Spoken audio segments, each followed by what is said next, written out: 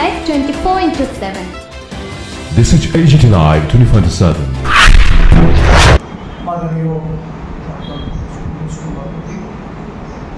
এটা মামলার জন্য কোর্টে উপস্থিত থাকতে হবে। তো আমাকে বলেছে সারা দেশে আজকে জাতীয় কংগ্রেসের সাংগঠনিক সম্পাদক সাধারণ সম্পাদক কেসি বেণুগোপালজির নির্দেশে এই প্রত্যেকটা রাজ্যে এবং আমাদের ইউনিয়ন টেরিটরিতে যে প্রদেশ কংগ্রেস কার্যকরী কমিটির সভা অনুষ্ঠিত হচ্ছে, এই সভাতে সিদ্ধান্ত হবে আগামী 25 তারিখ থেকে 25শে এপ্রিল থেকে 30শে মে অবধি আমাদের প্রদেশ লেভেল, জেলা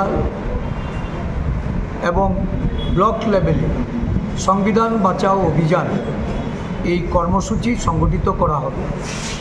সংবিধান বাঁচাও কর্মসূচি হচ্ছে আমাদের বর্তমান ভারতবর্ষের যে অবস্থা, বিশেষ করে আমাদের ন্যাশনাল হেরাল্ড এই ষড়যন্ত্র মামলা, যে মামলায় প্রদেশ কংগ্রেসের জাতীয় নেতৃত্বকে কালিমালিপ্ত করার জন্য, দেশের মধ্যে তাদের ভাবমূর্তিকে নষ্ট করে দেওয়ার জন্য বর্তমান সরকার এবং শাসক দল ইডির যে অপব্যবহার, স্বাধীন যে সরকারি এজেন্সিগুলি যারা এই ভারতবর্ষে বিরোধী দলগুলিকে নানাভাবে হেনস্থা করার জন্য, অপবাদ দেওয়ার জন্য, তাদের ভাবমূর্তি নষ্ট করার জন্য সরকারের এজেন্সি রূপে কাজ করে চলেছে, শাসক দলের এজেন্সি রূপে যাদের ভূমিকা পালন করা হচ্ছে, তাদের বিরুদ্ধে আমাদের সোচ্চার প্রতিবাদ।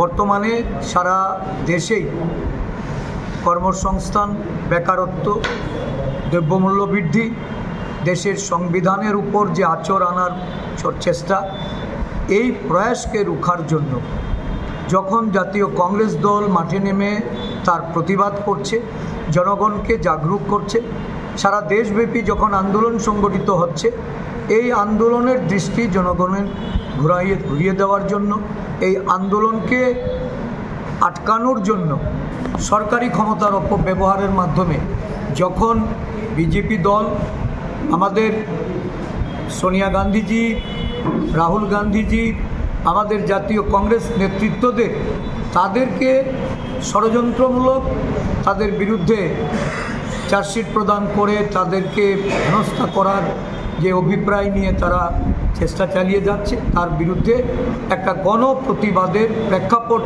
আমরা এই কর্মসূচির মধ্য দিয়ে গ্রহণ করেছি। সাধারণ মানুষের কাছে পৌঁছানো, সাধারণ জনগণকে সতর্ক করা এবং তাদের সমর্থন নিয়ে গণ আন্দোলন তৈরি করা। ওয়াকফ আইন নিয়ে সারা দেশ জুড়ে যে আন্দোলন সংগঠিত হচ্ছে, এই আন্দোলনে আজকে শাসক দল বিজেপি সরকার তারা রীতিমতো কম্পিত। তাদের কাছে কংগ্রেসকে দুর্বল করার যে অপপ্রয়াস, ক্ষমতার অপব্যবহারের মাধ্যমে এটা করা ছাড়া কোনো বিকল্প পথ নেই।